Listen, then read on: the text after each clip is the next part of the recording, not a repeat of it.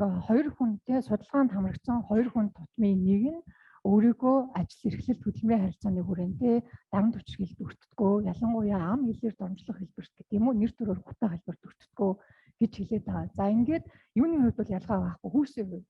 Ажлын байрны бэлгийн дамд ярихаар л хүйсийн ялгаа гарч ирдэг болохоос нийтдээ ажил эрхлэлт хөдөлмөрийн харилцааны хүрээнд бол энэ ялгаагүй харагдаад байна. За ийм нөхцөл байдал дээр хуулийн орчин өөрөө ямар байгаа вэ? Тэгэхээр энэ дээр бид нар хүний эрхийн төвийн тунгалал, олон улсын 2 пактууд, тэгээ олон улсын хөдөлмөрийн байгууллагын суурь 8 конвенцээр тэгээ зарчмуудаар яг эднэрт Монгол улс нэгдээд орсон. За хөдөлмөрийн тухай хууль 2022 оноос шинжилэн найруулагдаад одоо бид нар хүчин төгөлдөр дагаж модтой явж байна. Энэ дээр нэг тогтоосон юм бол хөдөлмөрийн эрх зүйн хэмжээний 90 байгаа.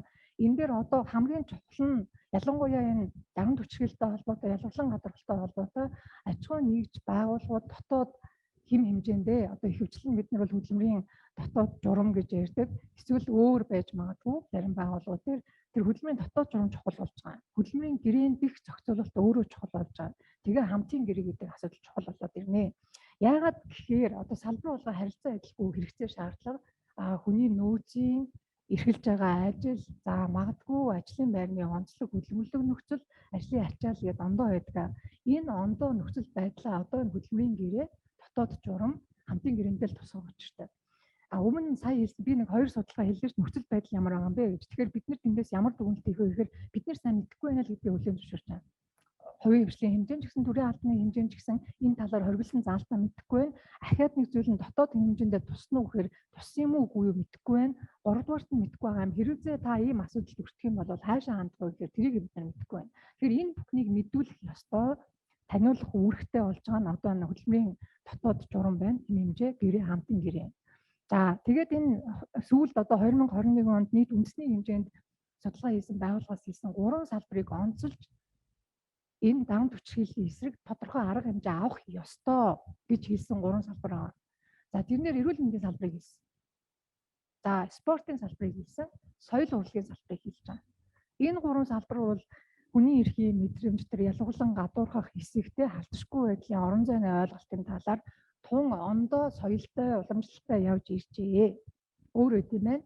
Тэгээд энэ тодорхой арга хэмжээ заавал авах ёстой гэж 3 салбарыг тухайлан нэрлсэн байдаг. Тэр энэ дээр бас хэрвээ байгууллагууд бол анхаарах ёстой байна. За тэгэхээр хэм хэмжээний эренбийн тухайд бол эхлээд дандаа хэлээд байгаа нь бид нар бол хууль бол ерөнхий орон зай гэж зааж өгч чинь, ерөнхий болохгүй хориглож байгаа зарчмыг зааж өгч чинь тэгээд цаашаа яах вэ гэдг нь дотоод хэмжээгээр тодорхойлогдох учраас та бүхний хийдэг ажлын чинь онцлогийг харгалзаж энэ зохицуулагдах ёстой учраас чухал болж байна. Ерөнхий битгий тавиарай гэж. Хүний эрхийн үндэсний комиссоос гендрийн эрхтгч байдлыг хангах хуулийн хэрэгжилтэнд хяналт тавих үүрэгтэй.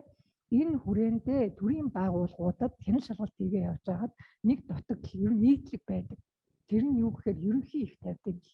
Хөдөлмөрийн дотоод журмыг харахаар за 39.1-4-ийг хориглоно ч гэдэг юм уу те төрийн албаны тухай хуулийн тэр зүйл заалтаа дахин хуулаад тавьчихдаг. Тэгээ тэр нь бол ажилтнаа ажил олгочоор мэдээлэл өгч чаддгүй. Яг юг хориглосон юм. Илүү манай салбартаа онцлогийг нь харуулад ийм үйлдэл, эсвэлдэл ямар ажиллагаа юуг илэрх хэлбэрийг харуулад байгаа гэдэг нь ойлгомжгүй хэвээрээ үлддэг. Тэр нь ямар үр дагавар төрөлдгөө гэхээр тодорхой асуудал гарна. Гомдол. За намайг ингэж нэрлсэн учраас те иргэдийн хурлын хурал болж байхад нийт иргэдийн хурлын төлөөлөгчдийн өмнө энэ эмэгтэй, энэ хүүхэн, энэ аавгаа гэдэг ч юм уу нэг аль нэг үгээр нэрлээд за тэгээ энэ дандаа гомдол гаргаж явж идэг, хил ав хийж идэг гэж хэллээ. Одоо би тэр хүн өөрөө бол би намайг домжлоо гэж үзэж байна. Ялгарлан гадуурхсан гэж үзэж байна. Би дарамтанд өртсөн гэж өөрийгөө бодоод байна гэж хэлдэг. Хөдөлмөрийн тухай нөгөө дотоод журмаа барай шийдэх гэхээр ерөнхий заасан хүмүүс эндээ хариулт өгч чаддаг. Тэгээд энэ зөрчил муу юм уу биш юм уу гэдэг рүү орж чаддаг юм асуудал гардаг.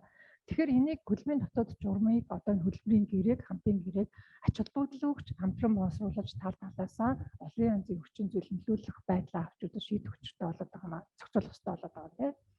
За энэ хөдөлмөрийн тухай хуулийн 7 дээр шинэ орж ирсэн зүйл юу гэхээр өмнө бол бид нар 99 оны хөдөлмөрийн тухай хуулиараа зөвхөн ажлын байрыг л ойлгодог байсан. Одоо бол энэгээр өөрчлөлт энэ ялгарлан гадуурхалт ба дарамт хүчирхийлэл чинь ажил үргээ гүйцэтгэж байхад төдийгүй цаашаа бусад сургалтаар, албан томилтоор байгууллагаас зохион байгуулж байгаа аль бие усны олон арга хэмжээ шүү дээ чөлөөт цагч гэсэндээ орж байгаа.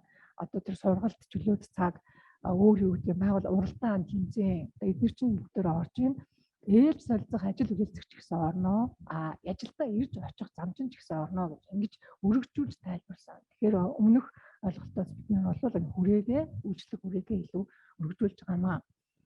За энэ өмнө нь бол бид нар гендер эрхтгч байдлын хангах тухай хуулиар зөвхөн ажлын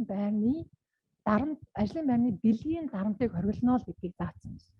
Одоо бол энэ хөдөлмөрийн тухай хуулийн 7 чинь аливаа дарамт хүчирхийлэл, ажил эрхлэл, хөдөлмөрийн харилцааны хүрээнд байх ёсгүй гэж өргөжүүлж хэлж байгаа.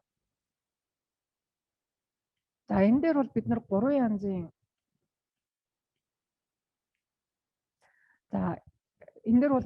янзын ойлголтыг дэлгэрүүлж байна. Тэгэхээр энэ хоёр ялварлан гадуурхалт ба дарамт хүчирхийлгээд хоёр зүйлийг хориглож байгаа. За ялварлан гадуурхалт дээр нэлээд тодорхой орж ирж байгаа маань шууд ба шууд бус ялварлан гадуурхалт гэдгийг нь ажил олгогчид хэлж байгаа. Жишээлх юм бол нөгөө бэлгийн чиг баримжаа хандлагын талаар асуух ёсгүй, жирэмсэн эсхийг нь лавж болохгүй, эрүүл мэндийн талаар хэрэгцээ тухайн ажлыг хийхдээ заавал шаардлагатай биш болвол бид нэр тэр бас талаар бас лавлах ёсгүй, асуух ёсгүй гэх. Тэгэхээр энэ дээр одоо биднэрт ингээ ялварлан хууль ёсны дагуу ялварлан гадуурхалт гэж байж болно. Хоёрхан үндслээр тий.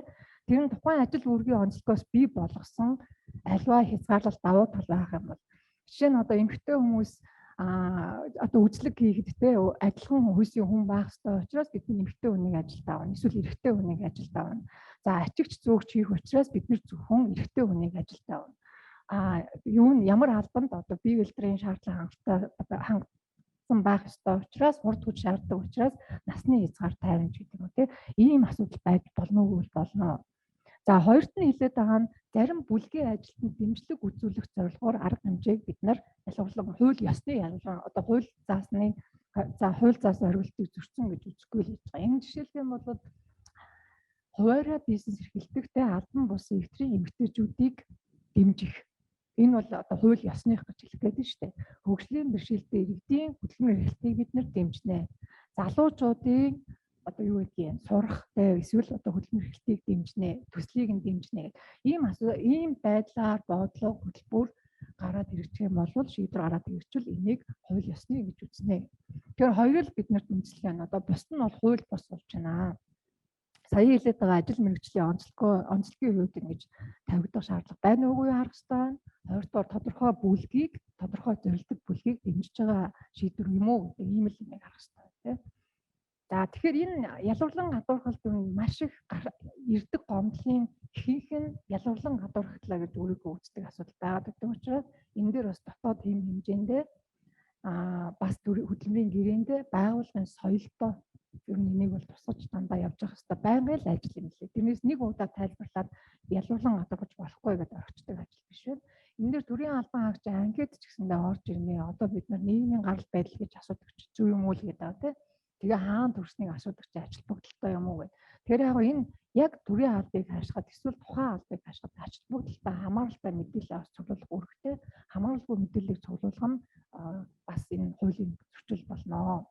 За энэ дээр бол олон асуудал орж ирдэг ялварлан гадуурхгүй дээр хамгийн нийтлэг түгээмэл орж ирээд байгаа насаар ялварлж байна гэдэг асуудал, хүйсээр ялварлж байна гэдэг асуудал.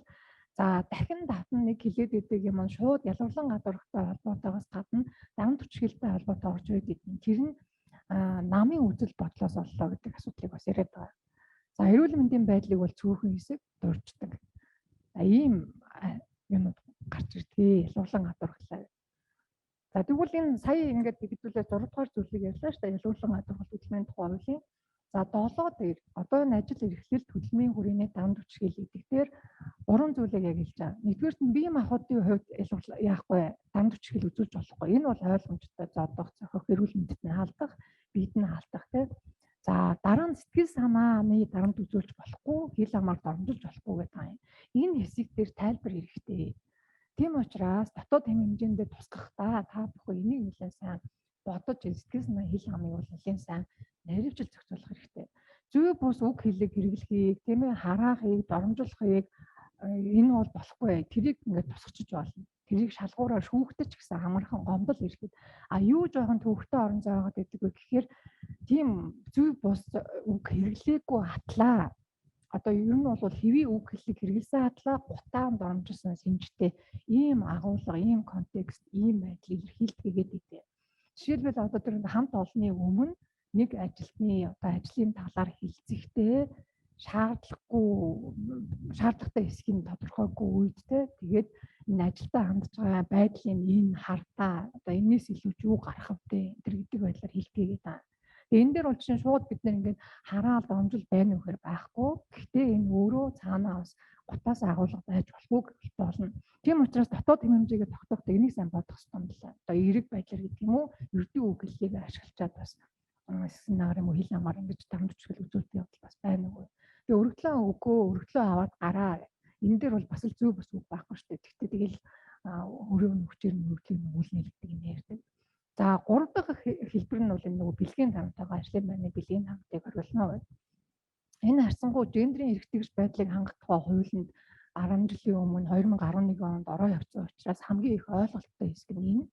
Тэгэхээр бид нар одоо тэр бие махбод, хил ам, сэтгэл санаа, жишээ тэр эдийн засаг гэдэг байгаа тийм энэ бусад дарамт зүйн талаарх ойлголтоо илүү тодруулаад тэгээ магадгүй танаас салбарт илүү онцлогч нь юу вэ? Ээлжээр ажилтдаг ажлууд байна, хөдөө томилтоор явдаг ажлууд байна. Тэгээд тэр нөхцөл байдлаа бодож агаад энэ дотоод журам болон хөдөлмөрийн гэрээ хамтын гэрээнд энэ асуудлаа яг наривчл зохицуулсан нь урьдчилан сэргийлэхэд ойлгоход асуудал гарлаа гэхэд шийдэхэд тустай байдаг. Энэ дарамт хүчирхийлэл гэдгийг яаж ойлгох вэ? Тэр биед нь алдж байгаа үйлдэл бүхэн дарамт хүчирхийлэл. Ерөөсөө хүний алдчихгүй байдал алдаж болохгүй л гэж байна тийм. Хил амны хувьд болон бэлгийн дарамтын хувьд хоёр л юм хэлээ да. Нэгдүгээр тэр хүн үсээг байх хэвээр. Хоёрдугаар энэ өөрөө хөдөлмөрийн харилцааны нэг оролцогч байх хэвээр гэдэг энэ хоёр асуудлыг л бид нэг шалгуур болгож ярьж байгаа. Яг бол амьдрал өөрөө олон хүмүүсийн хоорондын харилцаа янз бүр баялаг. За тэгвэл одоо энэ яг хөдөлмөрийн хүрээний ажил эрхлэлтэй дамжиж муу юм уу биш юм уу гэхээр эхний ээлжинд бидний шалгах юм хоёр л байж тийм. Тэр хүн үсээгүй байхад нь за хөдөлмөрийн харилцааны оролцогч нэгдгээс ийм үйлдэлийг гаргасан уу? За одоо сая анх хэлэхдээ хэдүүлээ ярьсан гомдлоо гаргахаа мэдтгүй юм байна. Тэг ингээд дүн харахаар хувийн аж ахуйн нэгж төрийн албаагч ялгаагүйгээр хилээд байгаа юм байна. Тэр нь өөрийгөө дарамтанд өртлөө гэж бодоод байгаа атлаа тэр дарамтанд өрцөн гэж бодож байгаа ажилтнаас нийтдээ 10% гомдол гаргасан. За яагаад вэ гэсэн чинь мэдтгүй л гэж байна. Хоёрдугаарт нь хувийн нууцын маань хадгалсан гэдэг итгэл алгаа гэдэг юмыг маш их хэлгэн. Гуравдугаарт нь гаргацсан чинь үр дүн байхгүй яаж хийдэгцэн мэддэхгүй алга болсон бамхарсан гэдэг асуудлаас ярьдаг. Тэгээ одоо бол энэ хөдөлмөрийн хуулийн 7 дээр үүрэг болгоцсноор бүх ажил олгогч яах ёстой вэ гэхээр энэ тухай мэдээллийг байгууллага дээрээ байршуулах үүрэгтэй байгаа тийм. Одоо хинд гомдол гаргахын, хин гомдол гаргахын, хаана гаргахын, юу бүрдүүлэхий, за тэгээд хинд гаргахын гэдэг энэ асуудлын эхний ээлжинд бол заавал мэдээлэх үүрэгтэй. Гэхдээ ажилтан болгондоо мэдээлэх үүрэгтэй. Нэг таниулах, сурталчлах үүрэгтэй юм. Тэгэхээр энэ дээр хаана гаргах дээр маш олон байгууллага байгаа. Эхний ээлжинд энэ хуулийн үжил баримтлал өөрөө юу вэ гэхээр дотооддоо шийдээл гэж байгаа. Бүх байгууллагууд эхний ээлжин дээр дотоод механизмаараа энэхүү гомдлоо шийдээч гэж хэлж байгаа. Хэрвээ тэр нь боломжгүй бол та нар 3 дахь чиглэл рүү гомдол гаргаж болно. За тэр нь бол олон байгууллага байна. Үйлдвэрчний эвлэл, иргэний нийгмийн байгууллагууд байна. За хүний эрхийн үндэсний комисс тэгээд цаагдаа шүүх бүгдээрээ очиж. Тэгэхээр эндээс сонгоно. Одоо ийм асуудал ирдэг. Цөөхөн хүнтэй газар, ялангуяа орон нутагт цөөхөн хүн ажилдаг албан байгууллага дотроо нэг иймэрхүү асуудал шалгаад явах нь төвөгтэй байдаг гэж. Төвөгтэй байдаг гэдэг нь эрх зүйн үр дагавар дараа нь үүсдэг гэдэг байгаа л да. Одоо 3 хүн нь жишээлх юм бол ёс зүйн зөвлөлтөө энэ гомдлыг өгөөрэй гэж хэлчихдэг ч юм уу те. Гэтэл ёс зүйн зөвлөлт нь орсон 3-аас үлд нь чи ингэж шийдсэн үү, би ингэж шийдсэн үү. Ингээд нөгөө бас юм байгууллагын соёл, хэвийн үйл ажиллагаа явах цөргөөр нөлөөлөх асуудлууд дараа нь гардаг гэж байгаа. Эсвэл танил учраас шийдэхэд төвөгтэй гэдэг. Энийг мэднэ. 20 жил хамт ажиллаа. Ийм хүн биштэй гэдэг хандлагаар бас тэрийг хараад байвал яах вэ гэдэг. Ийм хоёр талын асуудал гардаг учраас хэрэгцээ төвөгтэй бол анханасаа хөдөлмөрийнхөө дотоод журамд 3 дахь чиглэлийг нэрлэжээ. Танай байгууллага цөөхөн үнэтэй. За тэгээд бас ийм асуудлыг хянан шийдвэрлэх нь байгууллагын хэвийн чиглэлд бас нөлөөлөх үүсэй гэж үзэж байгаа бол одоо дотоод журамдаа л хэл. Эхлээд дотоод журамдаа дотоод байгууллагын хяналтын механизмаараа хяналтын ажилтан байд юм уу, үнийн нөөцийн алба байд юм уу, ёс зүйн зүйл байд юм уу, ажлын хэсэг гарах юм уу, тэрийг нэрлэлчээд ийм байдлаар бид нар хянаа шүү гэдгийг хэлчихэд үгүй гэвэл анханасаа урдч гэдгийг шууд нэрлээд ийшээгээ гомдол гаргаарай гэж хэлж өгнө. Шууд гомдол гаргахтаа бүр юуг нь өгөхстой гэдэг байгаа шүү дээ. Энэ мэдээллийг өгөхдөө за утас нь энэ байна, цахим хаяг нь энэ байна, одоо албан ёсны шуудангийн хаяг нь энэ байна, байгууллага нь ийшүү гэж заавал хэл. Ерөнхий юм битгий хэл. Хүний эрхийн үндэсний контрол гомдол гаргаарай гэж битгий хаягаад нь шүү дээ. Нөгөө 7222 гэдэг утас байна, веб хуудас нь энэ байна, ингэж гомдол гаргах боломжтой байна. Тэгээ энийг хууль ингэж наривчлан хэлээд байгаа учир нь юу вэ? Яагаад ажил олгогчид ийм тодорхой үүрэг өгөөд байгаа вэ гэхээр мэдэхгүй байгаа даа. Нөгөө ажилтнууд ч удирдлагууд ч ялгаагүй адилхан энэ асуудлын талаар ер нь яаж процесс өрнөдөг бөгөөд яа гэм бэ гэдгийг бид нар мэдэхгүй байна гэж үзэж байгаа учраас энийг ингэж тодорхой заах хэрэгтэй. За энэ дээр бол ихэд нэг хэлээд байгаа нь ерөнхийн нэг юм таамаг төдий одоо хувь хүний үзэл бодол яваад иж болохгүй учраас гомдол гаргаж байгаа гэдгийг дандаа өөртөө байгаа нотлох хүнд мэдээлэл өгөө гэж байна. Гомдож байна гэхээс хацуу яагаад гомдоод байгаа үндслээ бас үгүй өөртөө байгаа заавал өгөө. Тэгэхээр энэ ийм хэсэг дээр бас нэг юм өөр орон зай явдаг нь юу вэ гэхээр магадгүй үндсэлтэй биш, магадгүй одоо тодорхой давуу байдал олж авах гэсний улмаас эсвэл субъектив үзэл бодлынхаа улмаас гомдол гарах юм байна уу гэвэл байна. Тэрийг хүний эрхийн үндэсний комист ирсэн гомдлыг хянан шийдвэрлэх явц харуулдаг. Та бүхэнд харуулна. Зарим хэрэгсэхгүй болдог. Хэрэгсэхгүй болж байгаа хэсэгтээ юу байгаа вэ гэхээр гомдол үндслэгүй л байсан байна тийм. За тэгэхээр бүрдүүлнэ гэдгийг нь хэлнэ. Ингээ энэ бүгдийг тэр ажилтан болгондоо мэдээлэх үргийг ажил олгогч хүлээж байна. За энэ хариуцлага албан тушаалтны хувьд маш чухал нэг асуудал юу гэхээр хувийн нууцыг хадгална гэдэг баталгаа хэрэгтэй. Бараг ийм юу нэг цаас гаргацсан байж юм шиг байна. Тэгээд тэр цаасан дээрээ шууд хэдэн сарын тэдэнд хүлээж авлаа. Нууцыг одоо хувийн мэдээллийг хамгаалах хуулийн дагуу бид нэр хамгаалах болно гэдэг ийм гар бүлийн үсгээр зураад өгч юм шиг байна. Тэр энэ дээр яагаад гэдэг вэ гэхээр Монгол өөрөө бол арцсан цөөхөн амтай, салбар нь өөрөө бас бие биенээ илүү мэддэг, орон нутгийн хэмжээнд цөөхөн ажилтдаг. Тэгээд нэг юм ховж ивийн шинжтэй худлаа үнэ мэддэхгүй байдал нь нөгөө хүний гомдол гаргагч юм те эрх зүйн байдлыг дордуулдаг. Сүүлд нь яриа хэлэн доордог. Өөр байгууллагт гарлаач гэсэндээ тэр талаар бас ингэж яригддаг. Энэ асуудал нөлөөлдөг гэж байгаа улмын харилцаа. Одоо нэг газар гомдол гаргачаа за яагаад тэр тогтоогцсон асуудал нь тусдаа гэж бодъё те. Гэтэл энэ өөр ингээ гомдол гаргаа яваад идэв юм бэ лээ. Тэгэх нь дахиад нэг ажил орох гэсэн чинь саатыг болж исэн тохиолдол бас байна. Тийм учраас мэдээллийн нууцыг хадгална. Зөвхөн ажил эрхлэл төлөвийн харилцааны явцад оролцогчид төдийгүй хувийнхаа тэр таньдаг мэддэг хүмүүс ч гэсэн задруулах ёсгүй. Яагаад гэвэл ашиж байгаа албан тушаалын хувьд болж авсан мэдэн шүү дээ. Тэгэхээр энэ дээр яг тусгайлан байгууллага ач холбогдлогч тусдаа юм анкет юм уу формуляр юм уу юм загвар гаргаж агаад тэгээд энэ талаар хуулийн залтыг нь сануулж агаад гарын үсгээр зурах ч юм уу эсвэл энэ баталгааг нь авдаг энэ баталгааг нь сануулдаг ийм ажлыг бас хийх зүгээр байгаа. За гомдлыг яаж шийдэж байна вэ?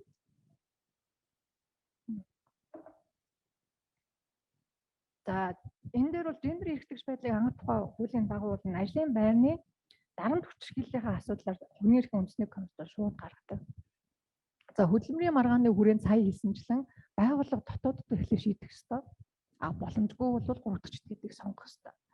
Зөрчил юм уу гэмт хэрэг байх юм бол тэр цагдаагийн байгууллаганд шууд шилжүүлнэ. Энэ дээр тэр ажлын байрны бэлгийн дарамт юм уу эсвэл нөгөө эрүүл мэндэд нь халдсан асуудал биш үү хүнийг зодтсон. Тэр тэгэхээр энэ бол ажлын байрны дарамт хүчирхийл болохын сацуу нөгөө хүний эрүүл мэндэд халдсан гэмт хэрэг зөрчил болж болцсохгүй шүү дээ. Тэгэхээр тэрийг нь шууд давхар шилжүүлж авах үүрэгтэй. Тэгэхээр юу гэдэг юм бид нар өөрсдөө дотооддоо шийдчихэд мөн үү биш үү гэж тогтоож шилжүүлнэ гэхгүй зүгээр хоёр процесс зэрэг явна. Цагдаа руугаа шилжүүлээ болцшгүй шалгана уу? Тэгээд дотооддоо энэ дарамт хүчирхийллийн асуудлаа бол байгууллага өөрөө шийдэн шүү дээ. Энэ зэрэгцэж явах боломжтой. Бид нар бол нөгөө үндсэн зарчмаа мэддэг шүү дээ. Хууль зүйн хариуцлагыг давхар хүлээлгэхгүй. Тэгвэл энэ дээр хэлээд байгаа нь эрүүгийн, иргэний зөрчлийн тухай хуулиар хариуцлага хүлээлгэсэн нь хөдөлмөрийн хариуцлагаас чөлөөлөх үндэслэл болохгүй гэдэг юм. Тэгэхээр юу зэрэгцүүлж нэг хэрэглэх боломжтой байх нэ. Тэгээ цаг алдах ёсгүй. Яагаад цаг алдах ёсгүй гэхээр тэр чинь нөгөө тухайн үед нотлох орондоо бэхжүүлэх мөрдөн шалгах ажиллагаа нь даруй явах хэрэгтэй гэдэг учраас энийг бас анхаарнаа. За нэг шин зохицуулт энэ юун дээр орж ирж байгаа ажил олгогчийн хувьд. За энэ дээр ямар зохицуулт вэ гэхээр Ажил амралтын цагийн зохицуулах хөдөлмөр эрхлэлтийн уян хатан нөхцөлийг хэрэглэх зэргээр ажилтны ажил амьдралын тэнцвэрийг хангахад дэмжлэг үзүүлж хамтын гэрээ хөдөлмөрийн дотоод хэмжээндээ тусгах замаар ажилтны хүүхдэд ээлтэй хүүхд хамгааллын бодлого хэрэгжүүлнэ. Тэгэхээр энэ 2022 оноос эхэлж хэрэгжиж байгаа хөдөлмөрийн тухай хуулийн 43 дээр ийм заалтна. Тэгэхээр энэ дээр бас нөгөө дотоод журмдаа ахаад бид нэг зүйлийг харах нь хүүхдтэй ээлтэй хамгааллын бодлого хэрэгжүүлнэ. Тэгэхээр одоо нэгдүгээр бүртгэл сайн байх хэрэгтэй, хоёрдугаар тэр ажилтныхаа гэр бүл амьдаргаа нөхцөл байдлыг сайн ойлгоод байгаа хэрэгтэй, шийдвэрийг түүнд нийцүүлэн гаргадаг байх хэрэгтэй. Сая бол бид нар коронавирус халдварын цар тахлын үеэр харж байсан бүх төрлийн албан хаагчдыг дайчилчаар жишээлбэл нөгөө харахангүй бага насны хүүхдүүдийг үлдээх нь бол тэр амь насыг эрүүл мэндийн эрсдэлд оруулалт юм лээ шүү дээ. Тэгэхээр энэ нүнийг аль хэзээ ажил болгогч мэдсэн, урьдчилан харсан, тэгээд тохирсон байдлаар тухай нөхцөлтөө шийдэж явах хэрэгтэй бол гэсэн. Тэнцвэрийг хангаа гэдэг. За энэ бол Монгол Улсын хувьд бас шинэ заалт болж орж ирж байгаа. За коммунист ирүүлсэн гомдол мэдээллийг харахаар нийтдээ 1000 орчим гомдол ирд юм билээ. 2021 оны байдлаар хамгийн их 20 жилийн хугацаанд хамгийн их гомдол авсан байна. Одоо коронавирус цар тахалтай холбоотой баг. 1188 гомдол ирж байна. Эндээс хамгийн 30% ирдэг гомдол нь хөдөлмөрлөх хэрэгтэй холбоотой. За энэ хөдөлмөрлөх эрх дундаа юу ирээд байдаг вэ гэж харахаар цалин хүйс авах, ажил мэргэжлээ чөлөөтэй сонгох гэдэг асуудал нэг 17-18% та ирээд байна. Айтай нөхцөл бас нэг 10% та. Хамгийн их ирж байгаа гомдол бол одоо энэ ажил эрхлэлт хөдөлмөрийн хүрээний даван төвч хийл гэдэг гомдол ирээд байна. За бэлгийн дамт бол цөөхөн ирж байна. Ер нь бол нэг жилдээ 5 хүртэл ирдэг юм байна. Яг ажлын байрны бэлгийн дамттай холбоотой. Нийт ерөнхий нөгөө эдийн засаг сэтгэл санаа ийм авахд гэдэг хөдөлмөрийн хүрээний даван төвчгөлтэй холбоотой бол 50% ирдэг байна. За энэ бид нар бол нэг ажлын байрны бэлгийн дамттай холбоотой гомдол мэдээллийг харж байна. За хөдөлмөрлөх хэрэгтэй холбоотойг харж байна. Жилээс жилд өсөж байгаа. 2019 онд хөдөлмөрлөх эрх 88 байсан бол одоо 21 онд 131 болж байгаа. За тэгээд энэ төрийн албан хаагчдаас нийтлэг ирээд байгаа гомдлын агуулга юу гэхээр за нэгдүгээр ажиллаар шахаж яах гэдэг гомдол ирж байгаа. Миний хийх ажил үүрэгт хамаагүй албан тушаалын тодорхойл заагтаагүй. Тэгээ ер нь бол миний мэдлэг ур чадвар хүрэхгүй байхад тийм ажлыг заавал хийгээ шахдаг. Тодорхой нэг санал тавьсны төлөө дэрийг биелүүлээгийн төлөө булан шахдаг, төвчгүй орчин үүсгэдэг гэж байна. Тэгээд эсвэл нөгөө ажлаа өөрчил гэж шахдаг, өөр ажилд шилж гэж шахдаг гэдэг юм ярьж байна. За дараагийнх нь хэлээд байгаа юм бол юуны хувьд тал байгууллага хоорондоо ингээд хоёр бүлэг болцсон. Тэгээд нэгнийхээ талаар харилцан гомдол гаргадаг явдал бас цөөнгүй харагдаад байна. За тэрэн дээр бол нөгөө дарагтайгаа холбоотой юм ярина л да. Өмнөх дараагийн үеийн хүмүүс, дараагийн хүмүүс эсвэл одоо мэдхгүй ямар юмараа хэлцэх газраараа хуваагдсан. Энэ бол ажил эрхлэхэд огт хамгийн сөргөөр нөлөөлдөг үр дагавар юм байна. Байгууллага өөрөө юу нэгдэхгүй байх, ийм талцал хуваагдалд хүрсэн байх нь нөгөө тухайн чиг үүргээ хэрэгжүүлэхэд хамгийн сөргөөр нөлөөлдөг ийм шинж болж ирж байна. За төрийн албаагчдаас ялгарлан гадуурхтлаа гэдэг гомдол ирдэг. Тэр гомдол дээр хэлээд байгаа нэг юм нь бол дандаа энэ юугээр харьцуулж нөгөө өмнө бас дурдсан шүү дээ. Ямар нэг үнэтэй харьцуулт юм бэл. Болдыг ингэсэн атлаа батад игээгүй. Улмаагийн зэрэг дэвийг нэмдүүлсэн атлаа миний тгийг. Тэгэхээр энэ ажил олгогчийн хувьд маш чухал нэг юм, дандаа санаж авах хэрэгтэй юм. Шийдвэр гаргахдаа үндэслэлтэй гаргах.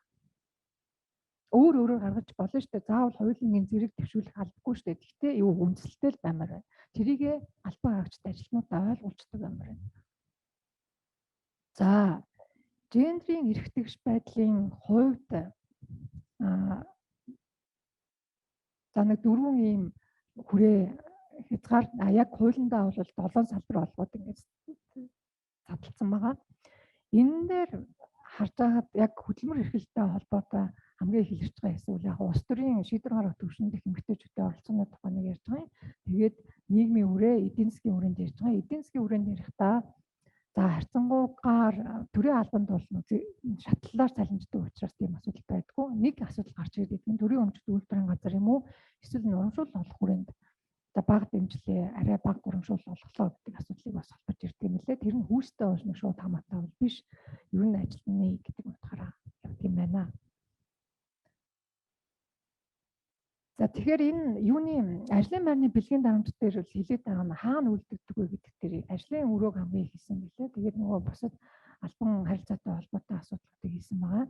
За тэгээд хинээс үүсгдэг вэ гэдэг дээр ер нь өдөртөг албан тушаалд эргэжтэйчүүд гэдгийг бол байнга л дуртаад байжээ. Тийм учраас ер нь бол энэ урьдчилан сэргийлэх энэ нөлөөллийн ажлуудаа хамтдаа хийж явах хэрэгтэй ажил болох чинь өдөр ч гэсэндээ өөрийгөө хамгаалах үүднээс энэ ажлыг байнга хийж явах хэрэгтэй.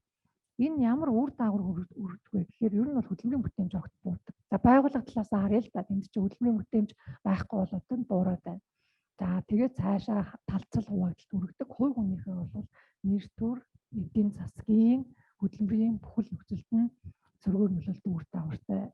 За энэ бэлгийн дарамтын хувьд бол хүний эрхийн үндэсний комисс шууд гомдол мэдээлэл хүлээж авч чанар шийдвэрлэх хэрэгтэй байгаа. За тэгэхээр ийшээгээ мэдээлэл гаргачих боломжтой байна нэ.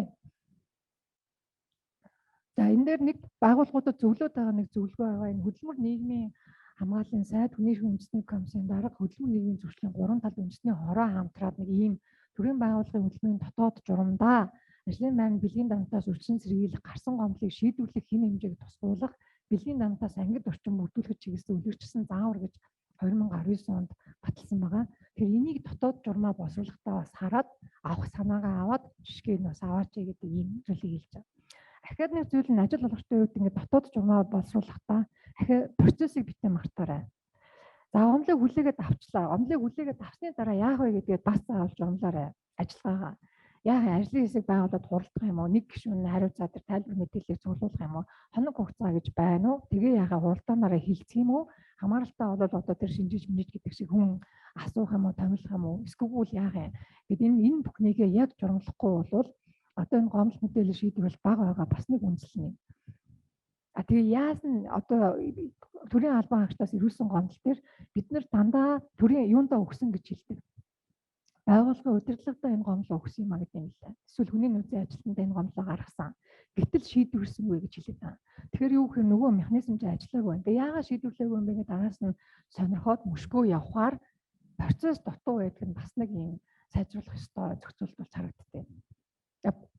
Процессыг бид нар тэгэхээр материаллык зөрчил мөн гэдэг юу юуг зөрчил гэж тооцох юм, ямар үйл ажиллагаа, үйлдэл, хэл, үг, илрэх хэлбэрийг зөрчил гэж тооцох вэ гэдгээ хэвлүүлж журмлахын сацуу ийм гомдол ирсэн тохиолдолд түүнийг хүлээж авахаас эхлээд шийдвэрлэж дуусаад нөгөө гомдол гаргагчтай болон холбогдогч мэддэгдэх хүртлээр энэ нэг орон зай процедурыг бас заавал журмлах учиртай.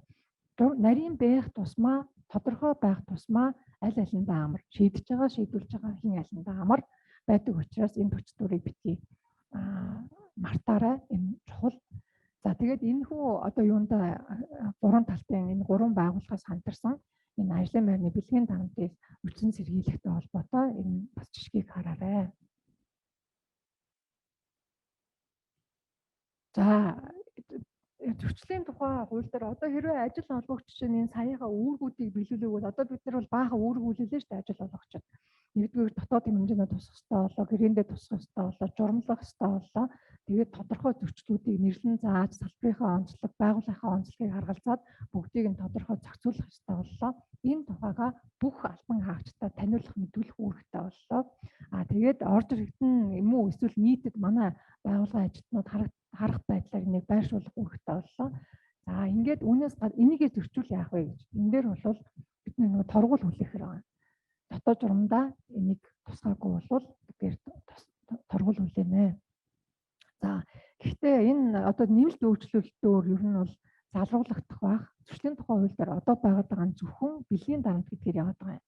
Одоо бид нар сая 7-доор ярьлаа шүү дээ. 7-гийн энэ 2-1 дээр ярьлаа шүү дээ. 3 асуудал байгаамаа гэдэг. Бие махбод, сэтгэл санаа, бэлгийн дарамт гэдэг. Тэрнээс одоо 3 дахын зөвхөн сонгоод зөрчлийн хуулиар торгуул оноохоор баримтлах шийтгэл оноохоор тавьсан байгаа. Энд гэхдээ ер нь бол сая өргөн баригдсан зөрчлийн тухай хуулиараа нэмэлт өөрчлөлт нь ороод залруулагдах учиртай.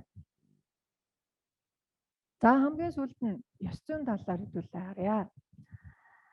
За ингээд нийтд нь ингээд саяын ажлын байранд дах дарамт хүчирхийллийн асуудлыг үүсгэхээр ахаад нэг юм хэдүүлэнээрээ мартаж болохгүй асуудал нь юу вэ гэхээр хохирч одоо гомдол гаргагчийг хамгаалах, гомдол гаргагчийн эрх зүйн байдлыг дордуулахгүй байхад анхаарах хэрэгтэй.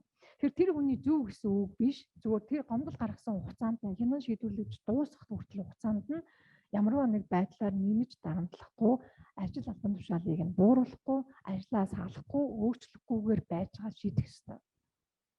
Тэр дөрөв хэлсэн бид нар нөгөө хүний эрхийн үндэсний комиссийн шийдсэн хөдөлмөрлөх хэрэгтэй холбоотой шийдвэрийг харж байхад тал нь бол үндэслэхгүй л гэж үзэж байгаа. Гомдол гаргасан нь үндэслэхгүй гэж үзэл буцааж байгаа, хэрэгсгүй болж байгаа гэсэн үг шүү дээ. Тэгэхээр энийг гэхдээ хэрэгсгүй болсон ч гэсэн гомдол үндэслэлтэй болсон ч гэсэн ялгаагүй энэ хооронд ажил олгочоос тэр хүний эрхийг дортуулахгүй арга хэмжээ баталгааг нь хангах бас үр бүлээгээд байгаа. Тэгжээж энэ шийдэх юм. Ихэнхдээ манад ирж байгаа гомдол төр хилээд байгаа нь яагаад өмнө нь гомдол гаргаагүй вэ гэхээр одоо сая миний ажлаас халчлаа эсвэл сая намайг ажлын манд бууруулчлаа, зэрэгтэй бууруулчлаа эмчлээ гэдэг асуудлыг ярьсан юм байна. Тэгээд тийм учраас нь ийшээ хандж байна гэдэг. Нөгөө эрх зүйн байдланд орцсон учраас урдч гэдгийг сонгож байгаамаа. Уг нь бол байгууллага дотроо бид нар гомдол гаргаж үтсэн гэдэг асуудлыг ярьдаг. За тэгэхээр энийг бас бидүүлээ анхаарах хэрэгтэй байх нэ. За ёс зүйтэй юу нь яаж холбогдох вэ? Энэ юу нь бол ууг нь хэрвээ одоо байгууллагын соёл эрүүл саруул бол өдрийн албан хаагчид нь ёс зүйн хэмжээгээ зохисоор нь сахицдаг бол хэдүүлээ энэ хөдөлмөрийн тухай хуулийн 7-г хэрэглэхгүй л гэсэн. Тэр мэдээж ойлгомжтой гарах ёсгүй л зөрчил байгаа. За энэ дээр дотоод танилцуулалт их үүрэгтэй байт юм байлээ байгууллагын. Одоо энэ ёс зүйн зөрчлийг илрүүлсэн их сурвалжийг харахаар хэвлэл мэдээлэл бол маш цөөхөн юм байлээ. Гомдлоор мэдээлэлээр харьцангуй бага байгаа. Дотоод танил чаналгалтаар ч хамгийн хэлбэртэй юм байна. Тэгэхээр байгууллагын дотоод чаналгалтын үйл ажиллагаа сайн байх тусмаа энэ ёс зүйн зөрчил тэгээд дарамт хүчил бүгдөө л энэ илрээд тэгээ байгууллага салбар өөрийгөө эрүүлжүүлээд тэгээд тодорхой шийдвэрээ гаргаад арга хэмжээг аваа явуулах юм боломжтой харагдаж байна. За ямар асуудлаар ёс зүй дээр ирдэг вэ гэж. Энэ дээр бол яг цаг ашиглаад хамгийн их ирдэг юм билээ ажил таслал. Тэгээ ахаад нэг хэлдэг нь харилцааны доголдол ярина. Энэ бол ихэвчлэн нөгөө хүнтэй харьцдаг албан хаагчдын хувьд бол муухай харьцлаа гэдэг асуудал ярьдаг. За шудраг бас хандж байна. За иргэдээс ч гэсэн ялгаагүй ахаад нэг тийм барьцсан байдалтай, харьцуулсан байдалтай гомдол ирдэг. Тэрэнд газар олгосон хатлаа энэнийг шийдээгүй. Батаа адилхан ингэсэн тэрэнд ингэсэн хатлаа гэдэг юм асуудал бас ирдэг. Тэгээ мэдлэг ур чадвар нь хүрхгүй байна гэж хэлдэг юм билээ. Ажлын байрны дарамт хүн суртал гэдэг асуудлууд бас дурддагтаа яваад байгаа. За хариуцлагыг бол тооцдог юм байна. Хэрвээ мэдээлэл ирсэн, хэвлэл мэдээллээр гарсан эсвэл дотоод танилцуулгатаа илрүүлсэн л бол ажиллагаа хийгддэг. Тэгээд түүндээ хариуцлага тооцоо явдаг юм байна. За энэ ажлаас үнэлэхгүй хаалаа эсвэл одоо сахилгын шийтгэл ногдуулаа гэдэг асуудлыг үзэхээр энэ дээр бол бид нэр ажил олгогчид анхаарах ёстой хэсэг нь юу гэхээр захиргааны хэргийн шүүхээс шийдэгдэж байгаа маргаан дээр ихэнх нь 90% нь ажил олгогчийн буруу гэж гарч байна. Шийдвэрээ буруу гаргасан байна. За захиргааны хэргийн шүүхтэр бол 30% билээ. Биш юуны иргэний хэргийн шүүхтэр те иргэний хэргийн шүүхтэр энэ буцааж тогтоож байгаа ажил олгогч буруу шийдвэр гаргаж байгаа гэж хувь нь 30. Захиргааны хэргийн шүүхтэр бол 90. Тэгэхээр энэ дээр хэдүүлээ юу харах ёстой юм гэхээр үндслээ харах ёстой. Нөгөө захиргааны ерөнхий хууль, төрийн албаны тухай хууль, таны салбарын ажилтдаг салбарын чинь хуулийн үндслээ хэрэглэх ёстой. Нэг материалын үндслэл. Яг ямар хуулийн зүйл залтыг барьж байгаа, хоёр процесс. Тэгээ энэ захиргааны хэргийн шүүхийн шийдвэр яагаад ийм өндөр хувьтайгаар захиргааны байгууллагуудын шийдвэр буруу гэж гарваа гэдэг үндслийг нь дүн шинжилгээг нь харахаар ихэнх нь процессын алдаа гэж байна. Тэр мэддэгдэх ёстой, тайлбар авах ёстой, нотлог баримт цуглуулах ёстой, тэр ажиллагаагаа бүрэн гүйцэд хийгээгүйгээс болоод тэгээ жишээлх юм бол нийтэд ил тод ийм зөрчил мөн үү гэхээр мөн гэдэг асуудал байдаг. Улсын хөрөнгө хэрэглээл энэ за тэр дарамт хүчилэл үзүүлсэн байна гэж байгаа юм. Тэр нь бүр ингэж юутай явж илээ. Яг өмнө нь бол шүүхтэр нөгөө дарамт хүчилэл үзүүлсний улмаас гэдэг хэмжлэлийн шаардлага байгаагүй. Одоо ингээ хөдөлмөрийн тухай хууль өөрчлөгдсөнтэй холбоотойгоор хэмжлэлийн шинэ шаардлага гарч ирнэ. Түүнтэй ч холбоотой ахаад статистикийн мэдээлэлээс бид нар энийг шууд харчих боломжтой болно. Өмнө явж исэн процесс бол хууль бусаар халагдсан, хууль бусаар салхын шийдвэр хүлээсэн, хууль бусаар ёс зүйн хариуцлага хүлээсэн учраас гэдэг ийм байдлаар гомдол гарч ирсэн байна. Тэгээд тэрний үндслийг судлахаар бол тэр материалаас гадна процессын албанд ажил олгогч нар тухайлан анхаарах хэрэгтэй байна. Шийдвэр өөрөө үндслэлтэй гарах хэрэгтэй. Бодит нөхцөл тохирсон байх хэрэгтэй. Тэгээд нэмэх нь бид нар энэ ажиллагааг нь хийсэн байх хэрэгтэй шүү дээ. Тайлбар мэдүүлэг нотлох хариунд судлан шинжилэх үүргээ анзаарах хэрэгтэй. Гүйцэтгэх үүрэгтэй. Тэрийг харах нь. За ингээд энэ сахилга болон ёс зүйн хариуцлага тооцох дээр сахилгын зөрчлийг бол бид нэр илүү хөдөлмөрийн харилцааны асуудал гэж үзэж байгаа. Ёс зүйхийг бол бид нэр ер нь тухайн одоо албан хаагчийн өөрийн орон зай, мэргэжлийн үнэт зүйл, алба хааших суурь нөхцөл гэж хандлага гэж үзээд байна. За тийм учраас энэ дээр бас энэ ёс зүйн хариуцлагыг цахилгаахтай ч гэсэн зэрэгцүүлэн хүлээх боломжтой гэдгийг санах хэрэгтэй. За ер нь ингээд энэ ажлын байрны дарамт хүчирхийлэл хамгийн сүүлд нь хэлэхэд дарамт хүчирхийлэл за анбилийн дарамт ёс зүйн зөрчлөөс яаж урьдчилан сэргийлэх юм бэ? Хамгийн сайн арга бол урьдчилан сэргийлэх гэдэг байгаа шүү дээ. Тэмцэх хамгийн сайн арга. За тэрэн дээр нь хамгийн түрүүнд сургалт хийж байна. Сургалт мэдээлэл өгөх сайн хэрэгээ. За тэгээд дараа нь энэ сургалтаа наривчлаад одоо олж фидбек хийгээд тэ үнэлгээ хийгээд гişүү манай танаас албарт яг танаа байгууллага танаа нэгжид ямар илүү наривчсан мэдээлэл хэрэгтэй вэ? Тэрэн дээр ингээд сургалтаа юм шинжлэх байдлаар хөтөлбөр авч явах хэрэгтэй мэлээ. Хоёрдугаар бүх шинэ ажил орсон ажилтнуудтай сургалт зохион байгуулахдаа энэ сэдвийг дандаа авч байгаарай. Одоо энэ хөдөлмөрийн тухай хуулийн шинжилсэн зохицуулалт ер нь танаас албарт өмнө нь гарч ирсэн асуудал байдаг бол түүнийг нэрлээд жишээ нь шүүхээр орсон асуудлууд байдаг шүү дээ. Тодорхой шүүгцгийн мэндээр нээлттэй байж байгаа. Тэгэхээр манайд өмнө нь бол жишээ нь манай салбарт ийм асуудал гараад энийг шүүхээс ингэж дүгнээд буруу зөв гэж дүгнсэн ийм зөрчил манай салбарт байх ёсгүй гэдэг энэ талаараа бол бас шийдвэр дээрээ юм уу кейс дээрээ үндэслээд гомдол мэдээлэл танилцуулдаг байдлаар хийвэл бас их практик ач холбогдолтой гэж үзээд байна. За тэгээ байгууллагын мандал бол чухал. Бүх одоо гендерийн эрх тэгш байдлыг хангах хуулийн хүрээнд хянан шалгалт хийгээ явж байгаад байгууллагын удирдлагаа шууд хамааралтай гэж хэлнэ. Энэ хүсэл зориг, хүчин чармайлт, энэ тэмцэлтэй, энэ урьдчилан сэргийлэх, энэ нөлөөллийн ажил тэр байгууллагын соёл эрүүл сарвал байх. Бүгдээрээ байгууллагын мандал бол маш чухал. Байгууллагын удирдлагын үүрэг рол тэр мандалд харуулах маш чухал юм билээ шүү. За ингээд төрийн албаны зөвлөлд энэ 20-21 онд ирсэн дарамт хүчирхийлэлтэй холбоотой гомдлыг харахаар 11 гомдол байлаа. Тэгээд хил амаар донжсон, ажлаас хална гэж сүрзүүлсэн, төвхтэй гаргаж шахсан, ажлыг нэмэгдүүлсэн гэдэг ийм байдлаар ингэж яд юм байна. Тэгээд бүгдээрээ л ирүүлж байна. Үйлчлэгээ, захиргаа, улс төр, төрийн тусгай гэдэг хамгийн их нь бол төрийн захиргааны албаа авчт байлаа.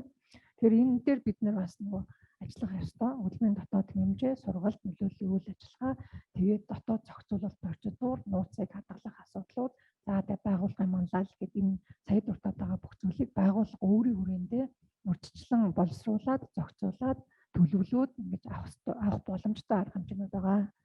За энэ үргээд мэдээлэлд дуусгаад тэгээд та бүхнээс асуулт байвал хариулахыг хичээе. Баярлалаа.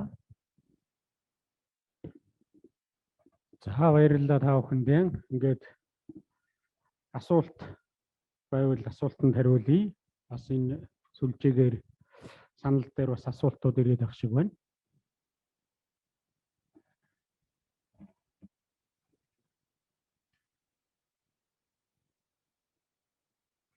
За манай танхимаас Жаминтв дарга маань асуулт асууя гэж байна. 3 асуулт асууя гэж бодож байна. За нэгдүгээрт нь энэ төрийн одоо төрийн албан хөдөлмөрлүүлэх тухай яриад байна. Энэ төрийн албанд албан хөдөлмөрлүүлэх юм одоо ер нь байдаг юм уу? Жишээ татаад ярьжмаар тийм түгээмэл юм уу? Би бол одоо төрийн албад чинь одоо өндөр шалгууртай, сорилттой, шалгалттай бүх юм ингээ хэмжээтэй, хэмнэлттэй явдаг болсон. Ийм байдал их бага байх л гэж бодож байгаа. Зөв хувийн хөвшил мэвшилт бол одоо бишгүй л байдаг. За энд бол яг ерөнхий байдлаар нь бол хариулж болох юм. Энэ албан хөдөлмөрлүүлэх гээд ийм юм одоо энэ төрийн албан дээр байдаг юм уу? Них одоо байдгүй түгээмэл биш бол нийтэд энэ чиглэлээр бас яриад байх нь хэр зохистой болоо гэсэн нэг ийм асуулт байна. За хоёрдугаарт нь бол энэ үндсэлгүй одоо юм бичээд ажил үрээд цаг цаас үрээ гомдол гаргаад бүх шатанд одоо хандаад өргөдөл гомдоод гаргаад ингээд одоо байгуулгын ажил дарамт төвчрүүлэн явж идэг нэг хэсэг бүлэг хүмүүс бий болж. Жишээлбэл саяхан нэг нөхөр улсын их хурлын 16 гишүүнтэй дээр нь хүний эрхийн үндэсний комиссийн бүрэн бүрэлдэхүүнтэй намайг уулзуулж өгөхгүй бол одоо гадаадад хэсэг хүнтэй цагаачлан магачлан гэсэн утгатай ийм одоо хачин өргөдөл барайл ингээ явж байгаа байхгүй. Тэрийг өчнөө удаа олон газар ингээ явуулсан байж байгаа. Ийм хүмүүсийн хүний эрх хэрэгчлөөгөл одоо ингээд яваад байх ёстой юм уу? Ямар ч одоо үндэслэхгүй юм бичээ энэ хүмүүст одоо хүний эрх талаас нь ингээл хүний эрх гэдэг талаас нь яг уу манайх бол үндсэн хуулиндээ хүний эрх хэрэгчлөөг бол нэлээд өндөр тунхаг болсоор ингээд яваад байх ёстой юм уу? Энэ хүмүүст авдаг одоо бас нийгэм хууль төртөө ийм одоо улс юм чинь бас нэг тодорхой юм байдгүй мó гэдэг. За гурав дахь гол одоо энд зорж ирж асуух гэж зориуд орж ирсэн байна. Яг хөө иргэд албан тушаалтнаас ингээд одоо төрийн байгууллага албан тушаалтнаас одоо гарсан өргөдөл гомдол ингээл юмнууд бол яригдж байна л дээ. Гэтэл энэ төрийн албан хаагч чинь бас л хүм эрхээ хамгаалуулах ёстой.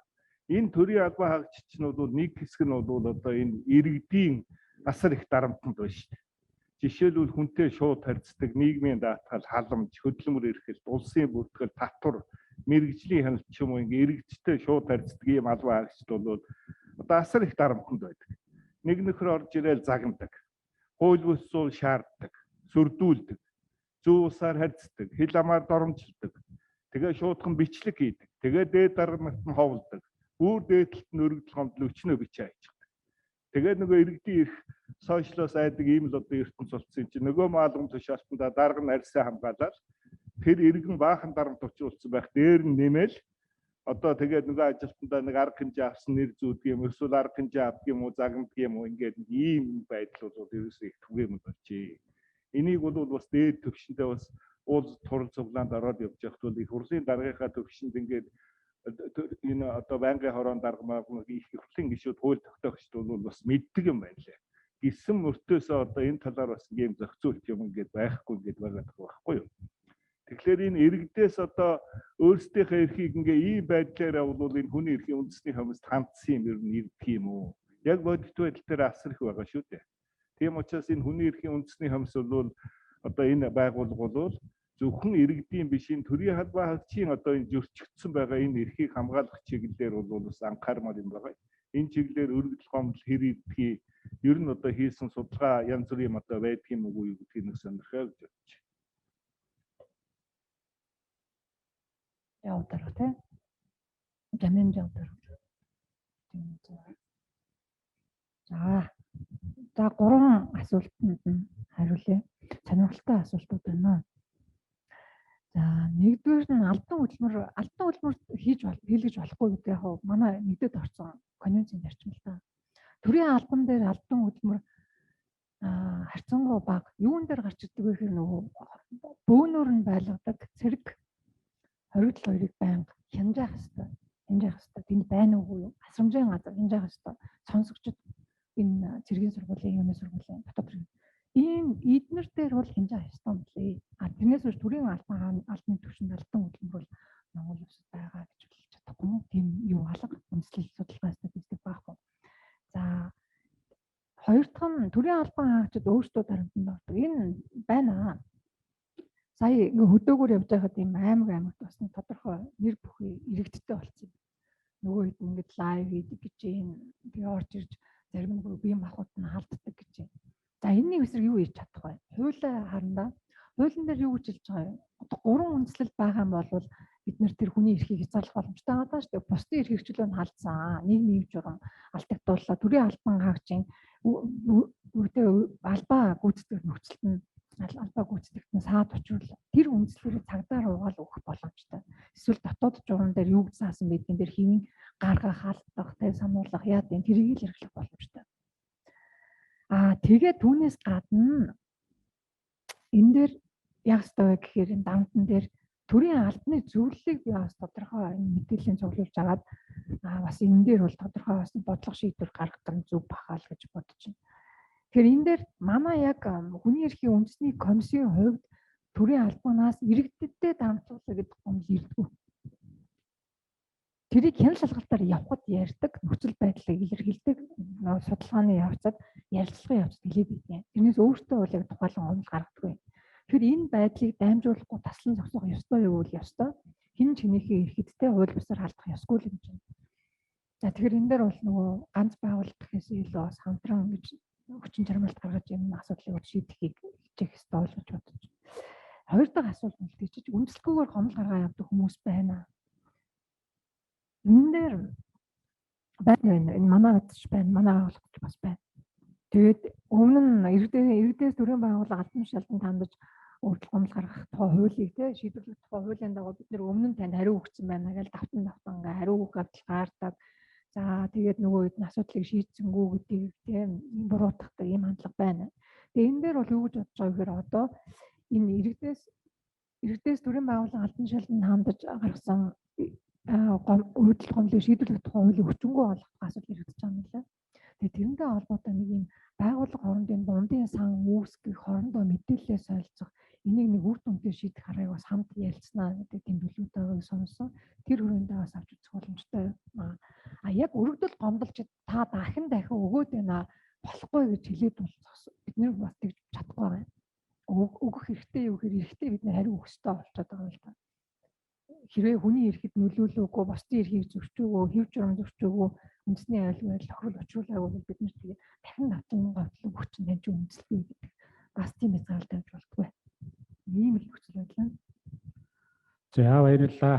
За бас чатаар дараах 2 асуулт ирсэн байна. Нэгдүгüүрт нь эсэргээрийн ажилтан нь удирдлагад дарамт их учруулж байдаг. Энийг одоо зохицуулж байх ийм зүйл байна уу?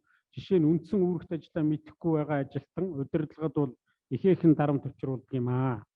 Энэ дээр одоо ямар бодол байна вэ? Хариулт авъя гэсэн байна. За хоёр дахь асуулт нь болохоор ёс зүйн хариуцлага ногдуулсан нь сахилгын шийтгэл тооцогдох уу? Ёс зүйн хариуцлага, сахилгын шийтгэл хоёрыг хамт тооцож болох уу гэсэн ийм 2 асуулт байна.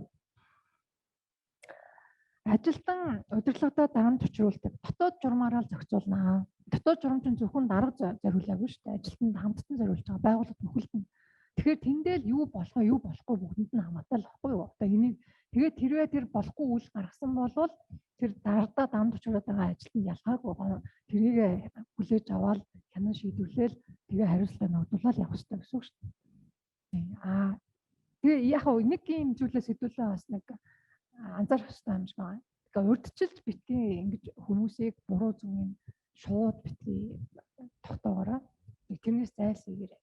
Гомдлогоо хүлээж аваад хянаа шалгачих. Тэрнээс урдчлаад энэ нь илүү ийм харагдаж байна. Тийм да. Энэ нь л тэгсэн магтаа гэдэг ийм зүйлээс зайлсхийгээр хуульчдын зөвлөдөг юм биш үү? Урдчилж битгий гэм буруутай эсэгт нь ихийг тоотоорой. За энэ ажилтан удирдлагч гэсэн ялгаатай. Удирдлага хэмжээ энэ дарамт учруулсан багтаа гэж битгий бас шууд одоо тэгж таамаглахгүйгээр над ажиллагаагаа хийгээл тэгэл дүгнэлтээ гаргаад шийдвэр гаргах юм шүү дээ. Хоёр дахь нь ёс зүй ба сахилгын хариуцлага. Хоёр юм байна. Төрийн тусгай албан хаагчдын хувьд бол энэ хамт яваад байгаа.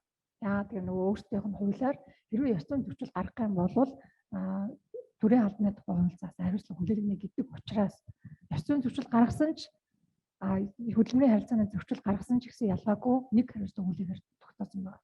Төрийн үйлчлэгээ ба төрийн зархааныхын тусдаа одоо энэ 2019 оны 33 дугаар тогтоолоо шүү дээ засгийн газрын. Тэрний дагуу бол ёс зүйн хариуцлага нь төрийн зархаа ТÜ-ээр тусдаа яваад байна. Нөгөөх нь төрийн албаны тухай хууль, хөдөлмөрийн тухай хуулийнхаа дагуу заасан цахилгаан тусдаа яваад. Тэгэхээр нэг адилхан гэж тооцохгүй энэ дээр бол хоёр өөр зөрчил, хоёр өөр хариуцлага. Зэрэгцэж ногдуулж болохгүй гэвэл болно. Нэг үйлдэлтэй. Гэхдээ үйлдэл болгон дээр биш шүү. Одоо энийг хэдүүлээ хянан шийдвэрлэх гэж журам байгаа шүү дээ. Тэгэхээр яг ямар зөрчил гарсан, ямар тохиол гарсан тэрийг хянан шийдвэрлээд хамтд нь цахилгаан шийтгэл, ёс зүйн шийтгэл ногдуулах уу, эсвэл зөвхөн ёс зүйн хариуцлага ногдуулах уу, сахилгах уу гэдгээ шийднэ гэсэн. За баярлалаа. За гайлын албан хаагчдаас бас асуусан байна. Гайлын байгууллагын албан хаагчид маш их дарамтанд ор байдаг. Хамт ажилладаг ажилтнууд, харилцагч байгууллага үйлчлүүлэгчд. За түүнээс гадна одоо сошиал орчин мөн одоо тухайн шатны гайлын байгууллага, дээд шатны гайлын байгууллага, сум орон нутгаас эхлээд ингээд төв орон нутгийн ингээд энэ олон хууль хяналтын энэ янз бүрийн байгууллагууд одоо бидэнд их дарамт учруулах юм аа. Энэ бол одоо ажлын байрны дарамт тооцогдох уу гэсэн. Хэдүүлээ хуулийнхаа хүрээнд хардаа одоо хэрвээ таны эрхийг зөрчөөд байгаа тэр хүрээ хязгаар бол дарамт мөн. Яасан домжилсан. За эсвэл гүтгсэн. Энэ дарамт мөн. Эсвэл таны бие махбод чинь хаалтсан. Хувийн мэдээлэл чинь зөвшөөрлгүй байх чинь тараасан. Энэ хууль зөрчсөн үйлдэл мөн. Энийг л ялгаад та хэрвээ үнэхээр өөрийн жихэд хаалтсан гэж үзвэл гомдлоо зохисны газар нь гаргаа шалгуулах явах хэрэгтэй. Байгууллагын хувьд нийтдээ одоо бидний нэр хүнд ямар байна? Төрийн албаны нэр хүнд өөрөө ямар байна? Сайжруулъя, дээшлүүлъя гэвэл энэ зохион байгуулалтын арга хэмжээ хэрэгтэй. Таниулах, мэдүүлэх, ойлгуулах тэр нэг юм. Ахаад дотоод зохион байгуулалтын хувьд тэр байгууллагын хувьд салбарын хувьд авах ёстой арга хэмжээ чи өөрөө төрийн албан хаагчдын аюулгүй байдлыг бас хангах ёстой байгаа шүү. Тэгэхээр би үгүй иргэдээс ч юм уу бусад зэрэг харилцагч байгууллагуудаа шууд орж ирээд ямар нэг байдлаар тийм үзүүлдэг бол харилцаа хандлага эвгүй байдаг бол тэр нь одоо таны эрхийг зөрчиж байгаа бол тэрэн дээр бас байгууллагч арга хэмжээ авах хэрэгтэй. Гурван юм биш нэгдүгээр та өөрөө арга хэмжээ авах.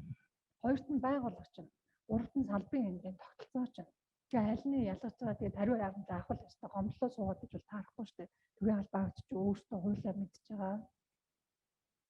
Босролтой тодорхой тэгээ байнга нэг шинжилж яваа хүмүүс. За бусад одоо зарим асуултууд бол ерөнхийдөө нийтлэг байдаг асуултууд байна. Тухайлах юм бол одоо би ТЗ-ийн тэдээр явдаг 12 жил ажилласан. Тэгсэн хэрнээ шатлал маань юусаа ахидгүй гэж. Энэ бол одоо байгууллагын дотор байж байгаа хүний нөөцийн одоо мэрэгжилтэн томилох хэрэггүй албан тушаалтан буюу төсвийн шууд захирагчийн одоо эрхэд хамаардаг. Гэхдээ одоо төрийн албаагчийг төрд 12 жил ажиллачаад багт нь ТЗ-ийн 5-ын 2 дахь шатлалаар 12 жил явуулж байгаа бол энэ бол шудраг ус байна л гэсэн үг. Энэ саяын одоо сүмжид багшийн ярьсантай холбоотой за мөн одоо практикт зарим одоо харагддаг зүйлүүд нэлийн бий л дээ. Дөнгөж одоо шинээр орсон хүнийг хамгийн дээдлийн 5 дахь шатлал дээр аваад тавиал саяын шиг 12 жил ажилласан хүнийг 2 дахь шатлал дээр нь 12 жил гацаагаал байна гэдэг бол удирдлагын одоо буруутай үйл ажиллагаанаас болж байна л гэсэн зүйл. Эндээ албан хаагчдынхаа цалин хөлөс, англи зэрэглэл, шатлал тогтоосон байдлыг удирдлагаа нэг удаа за байя гэхэд хагас жил тутамдаа нэг удаа одоо эргэж хянж үздэг хамт олноор ярьдаг байхын зүйтэй юм аа гэсэн ийм одоо саналыг хэлж байна. За зэрэг дивийн асуудлыг бас одоо хөндөж явах шиг байна. Зэрэг дивд одоо материалаа өгчхөөр зэрэг журмын дагуу нэмэгдлийг нь өгдөггүй ингээд. Зэрэг дивийн асуудал бол хүний одоо сахилга хариуцлагатай холбоотой асуудал биш юм шүү. Хуулиар олгогддог нэмэгдэл. Төрийн албан хаагчийн гүйцэтгэлийн төлөвлөгөөний биелэлтийн үнэлгээг харгалзаад төрийн албанд ажилласан байдал өмнөх одоо төвшинлийнхаа албан тушаалд ажилласан байдлыг харгалзаад хуулиар олгогддог юм учраас нэмэгдлийг бол хуулийн дагуу олгох ёстой гэсэн зүйлийг та бүхэнд бас зөвлөе. За ингээд цаг маань ерөнхийдөө дуусч байна. За өөр асуулт байна уу?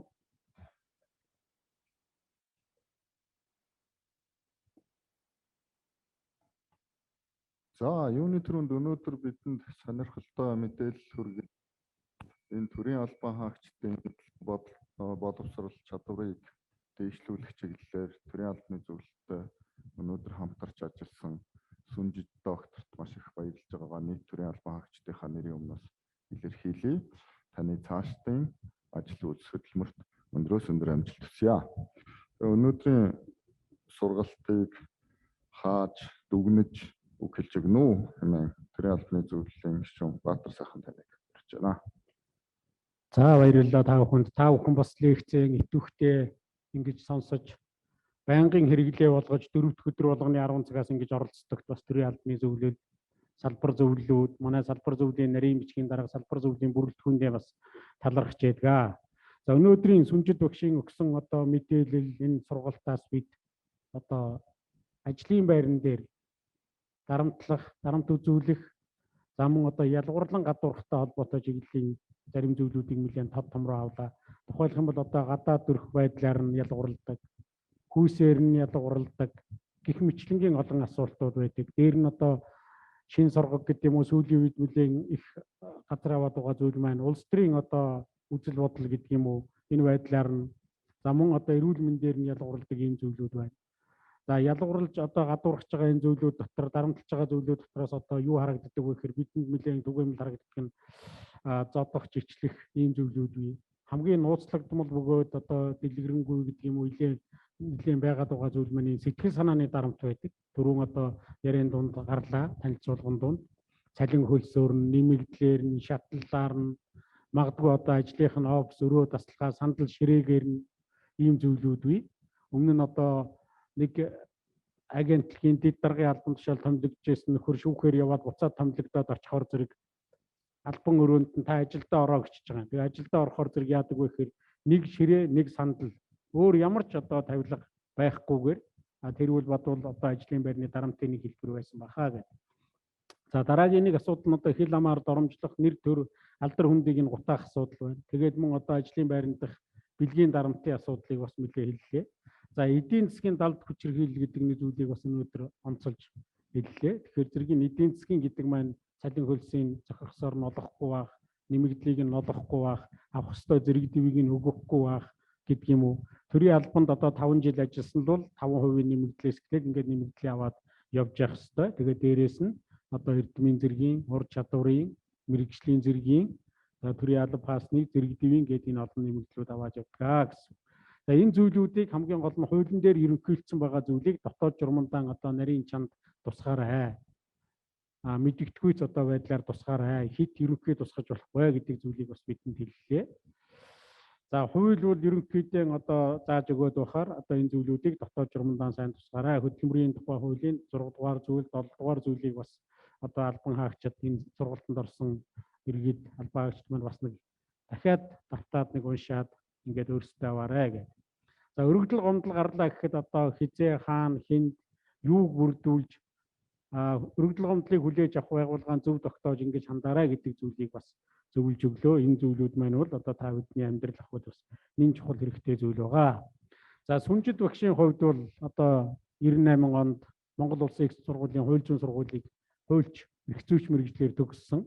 Нутгийн удирдлагын сэдвээр одоо хууль зүйн сургуульд магистр хамгаалсан, мөн одоо холбооны бүгд хамт Герман улсад магистрийн зэрэг хамгаалсан, тэгш эрхийн зарчмын хэрэгжилт тухайлан ялгуурлан гадуурхахыг тийг одоо хориглох зарчмын талаар ингэж одоо эрдмийн зэрэг хамгаалсан докторийн зэрэгтэй хүн байж байгаа. Монгол Улсын хүний эрхийн үндэсний комиссийн гишүүн, судлаач, өмгөөлөгч, төрийн захиргааны албан хаагч, төрийн бус байгууллагын захирал, за олон улсын байгууллагад одоо зөвлөх гэх мэтлэнгээр 22 жил одоо хууль эрх зүйн чиглэлээр багшилсан ийм туршлагатай. За шүүхийн ёс зүйн хорооны гишүүнээр ажиллаж байлаа. Захиргааны эрх зүйн хорооны тэргуун удирдах зөвлөлийн гишүүнээр, хуульчдын мэрэгжлийн шалгалт асуудал эрхэлсэн чигүүргийн хорооны гишүүнээр гэх мэтлэнгийн олон одоо сонгуульт ажилд ажилласан. Хууль эрх зүй, хүний эрх, төрийн удирдлага энэ чиглэлээр одоо олон 10 шавийг дөрвүүлсэн. Энэ чиглэлээр бас олон зөвлөгөө өгч ажилладаг ийм манай одоо өмнөө барьдаг эрдэмтэн докторуудын нэг байгаа. Тэгээд сүнжид багштан дахин одоо талархснаа илэрхийлье. Өнөөдрийн сургалт маань бол нэлээд амжилттай явж өндөрлөж байна. За саяын захим сүлжээнээс хараад ахаар хичээлийн өгөөч гэх юм аа. Та бүхэн төрийн албаны зөвлөлийн захим хуудсыг бас бүрэн дүүрэн ашиглаа. Төрийн албаны зөвлөлийн захим хуудсын бодлогын инновац гэсэн ийм зэс байдаг. Энэ зэсэнд бүх одоо сургалтууд тайлаараа тавигдсан байгаа. Та бүхэн давтан үзэх, санаа авах, ажил албандаа ашиглах ийм боломж нь байгаа. Хоёрт нь бас нэг зүйлийг анхааруулъя. Дуу сул байна, техник тоног төхөөрөмж хүндрэлтэй байна гэдэг байна. Та бүхний өөрсдийн хэрэгжилж байгаа техник тоног төхөөрөмжөнд байна. Энд төвдөө байгаа бүх зүйл маань бол одоо тохиргоогийн тааруулсан гайгүй явдаг. Тэгэхээр зэрэг өөрсдийнхөө хэрэгжилж байгаа тэр гар утас байна уу, компьютер байна уу, ширээний десктоп байна уу, эннийхэн одоо тохиргоог урьдчилаад сайн тааруулсан бай гэдэг зүйлийг та бүхэнд хэлье. За дараагийнх нь нэг зүйл нь болохоор бас IT мэдээллийн технологийн техник тоног төхөөрөмж ашиглах, эзэмших, хэрэглэх энэ чадвараа та бүхэн бас одоо дээшлүүлээ. Тэгэхгүй болохоор зэрэг өөрсдөө тэндээ дуугаан чангалахгүй, өөрсдөө тэндээ дэлгэцэн дээрээ дуугаа хаачихсан ийм зүйлүүд гараад байгаа. Тэгэхээр зэрэг энэ зүйлүүдийг анхаараарай гэж. За сүнжид багшийн утсыг өгөөч гэсэн байна. Хүний эрхийн үндэсний комиссийн захим хуудас руу ороод одоо утсыг нь аваад мөн одоо захим зөвлөгөө авдаг ийм чат хэсэг байгаа. Тэмдэгтэй холбогдоод ингээд аваарай гэдэг.